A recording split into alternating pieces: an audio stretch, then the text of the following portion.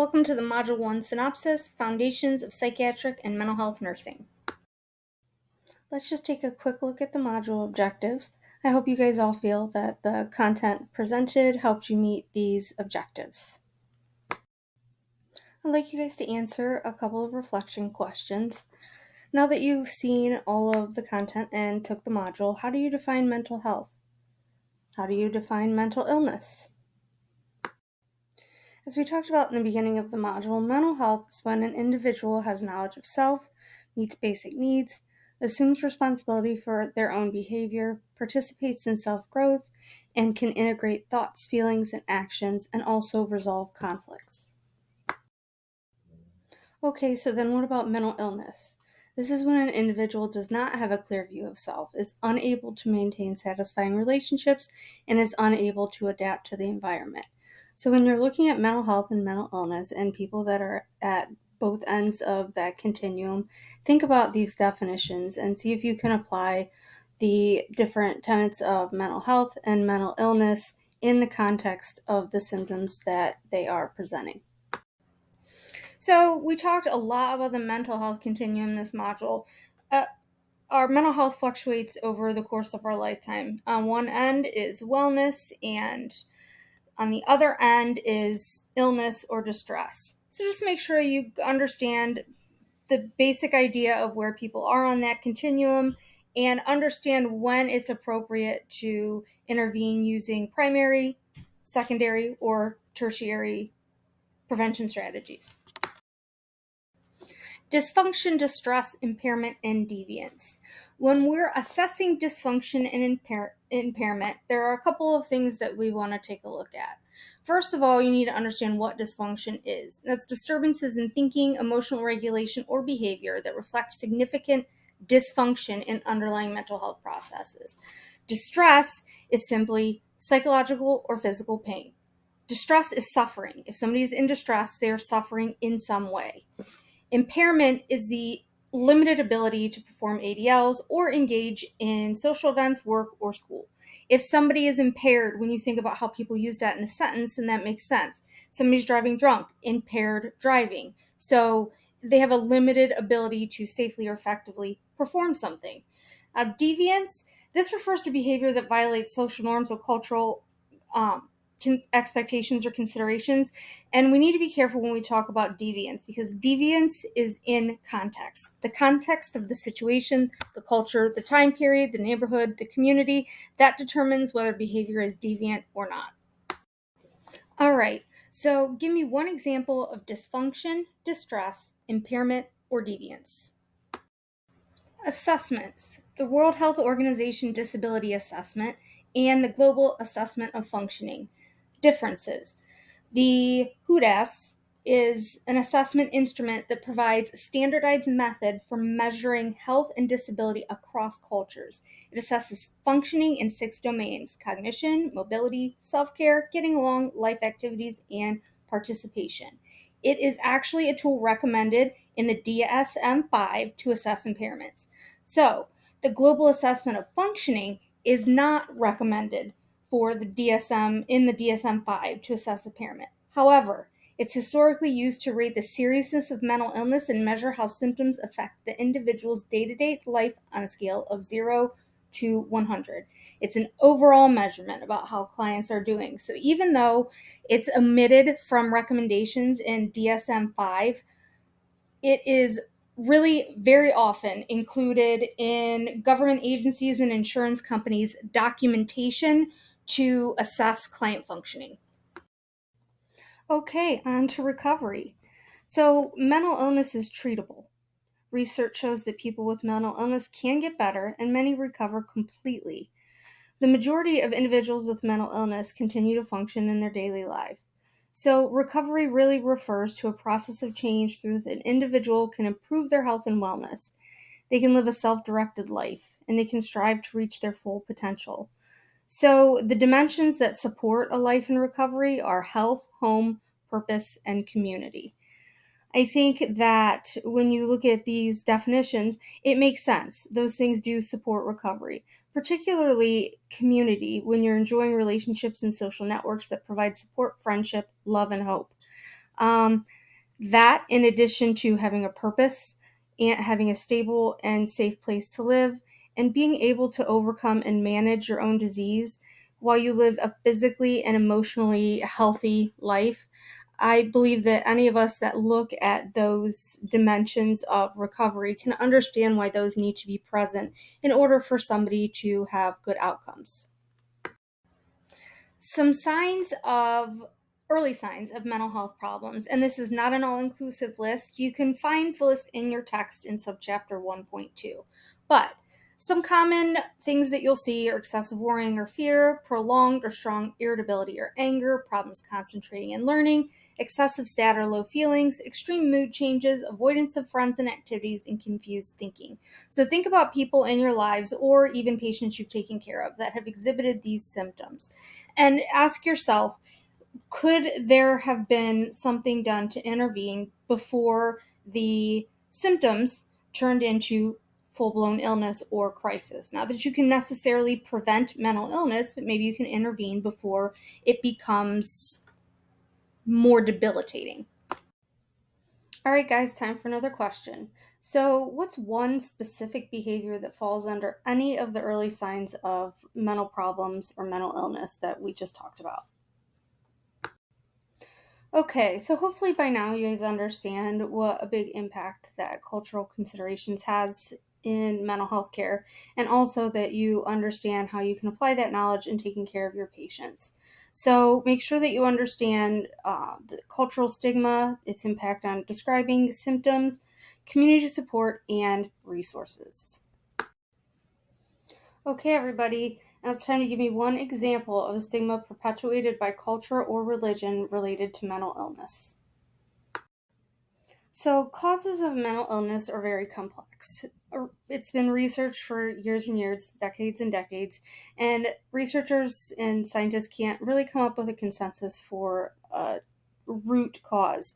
It's likely a layering of causes. It's a lot more complex than pointing at something specific. So, first, we'll look at environmental factors.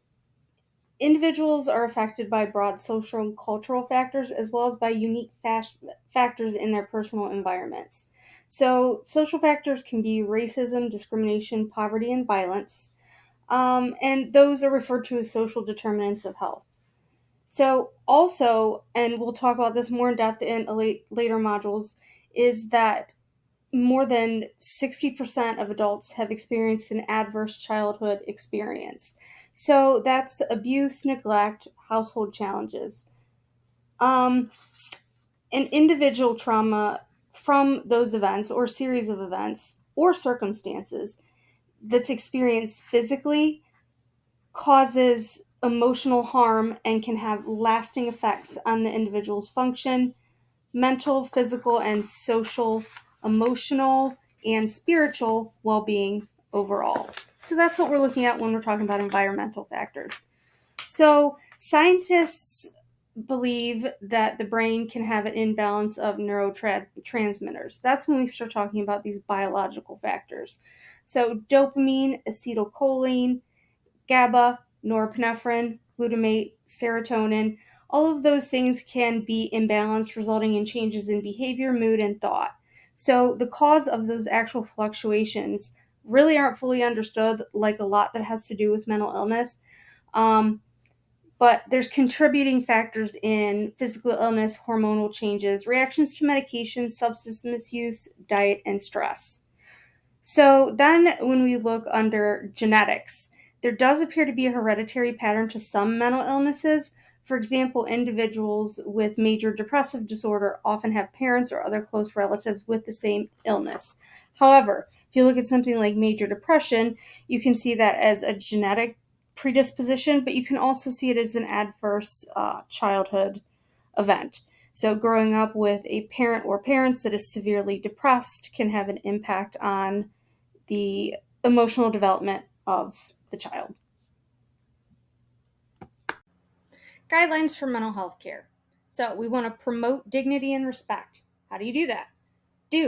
Treat people with mental health and substance abuse conditions with respect and dignity, protect confidentiality, ensure privacy, provide access to information, and explain their proposed treatment, Make sure the person provides consent to treatment, promote autonomy and independent living in the community, and provide access to decision-making options. Don't discriminate against people with mental health and substance abuse conditions. Ignore individuals' preferences.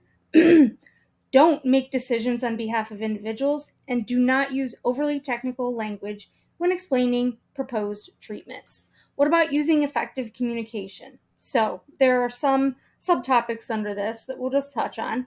Create an environment that facilitates open communication. Environment is important. Involve the person. Make sure you're including the client in the conversation. A lot of times we have caregivers in the room. We look at the caregivers. We look at the children. If it's an elderly patient, don't do that. Involve the person. Start by listening. That's another thing. Don't immediately go in there with a bunch of information and just throw it all down. Actively listen to the patient.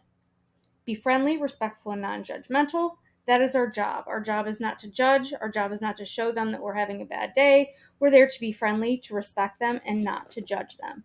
Use good verbal communication skills. This has to do with open-ended questions, simple language, and summarization. Respond with sensitivity when people disclose traumatic experience. If somebody comes to you and has been a victim of a sexual assault, violence, or self-harm, thank them for sharing the information with you. Show extra sensitivity. Remind them that what they will tell you will only be shared with the care team, and acknowledge how difficult it must have been. Maintain a therapeutic relationship.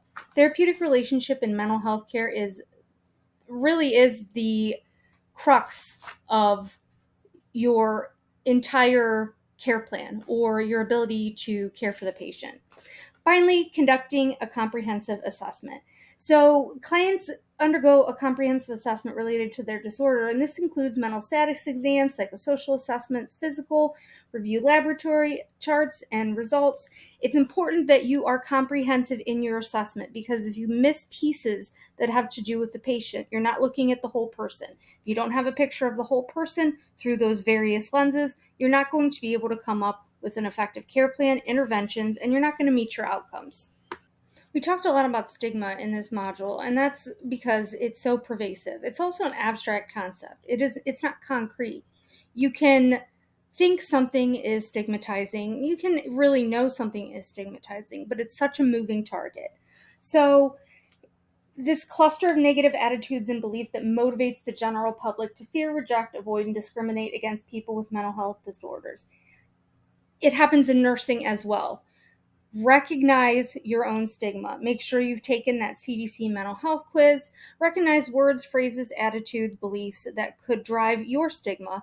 If you can't identify honestly where yours is coming from, it's very difficult to advocate for your clients.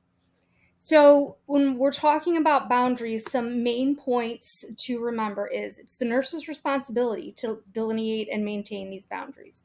The nurse should work within the therapeutic relationship. You got to examine any boundary crossing and be aware of its potential implications so that you can avoid repeated boundary crossings.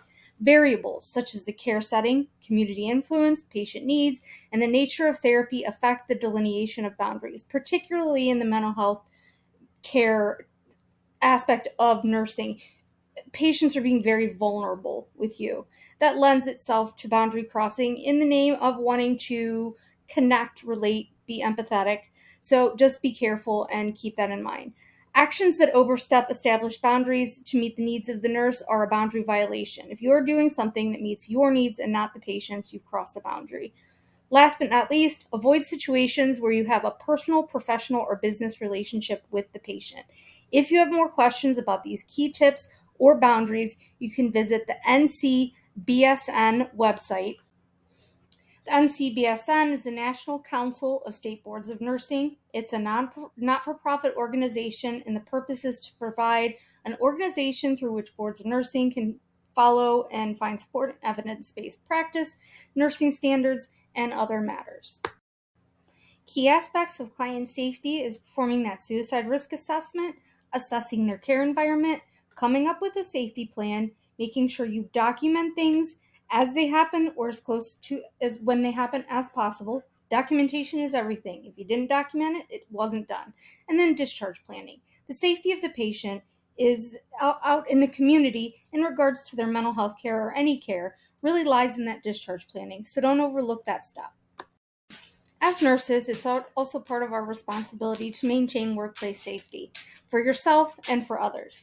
Dress for safety. Tuck away your hair. Avoid earrings and necklaces. Don't wear overly tight clothing. Use breakaway safety lanyards, and don't wear your stethoscope around your neck.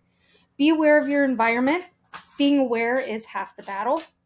Be attuned to your behaviors and the behaviors of others, and check your cultural biases. A key aspect of self-awareness is recognizing how our own particular cultural heritage, values, and belief systems affect how we respond to our clients and co-workers, and then, in turn, how they respond to us. What is psychiatric mental health nursing? There's no right or wrong answer. I want you to tell me, so far with what you've learned, what you think psychiatric mental health nursing entails. As you saw throughout the module, we integrated the Newman Systems model in various places. It's important that you understand the Newman Systems model, in particular the stress framework, so that you can take good care of patients insofar as you can intervene at the right stages with the right types of intervention. So some key points is that it dissects the four components of the nursing meta paradigm, and it can assist the nurse in comprehending and connecting more readily with broader skills in nursing with everyday nursing practice. That's the part of the Newman System model that is for us. That's for nursing. It has various parts. It's a very comprehensive and pertinent model. Also remember the term reconstitution. That denotes the system's recovery from stressors and restoration of a state of balance or well-being. That's what we're going for. And the way we get there is through these primary, secondary, tertiary interventions. So nursing interventions aim to address specific stages of stress reaction, again, with primary, secondary, and tertiary intervention strategies, so we can mitigate the effects of those stresses and those reactions to the stress. And finally, evidence-based practice. Just remember that everything we do in nursing comes from evidence-based practice. We're lucky that we live in a time where people have made mistakes and they've done the research. We have a lot of information where we can draw from to promote and perform excellent nursing care in practice. It's integrated in everything that we do. So just remember, if you're not sure what to do next, if you're not sure where to look, if you're not sure how you're supposed to react, make sure that you recognize all of the evidence that's out there that can support you in your nursing journey. Let's end with one last question. What is one item you learned in this module that really stands out? Great work, everybody, and keep learning.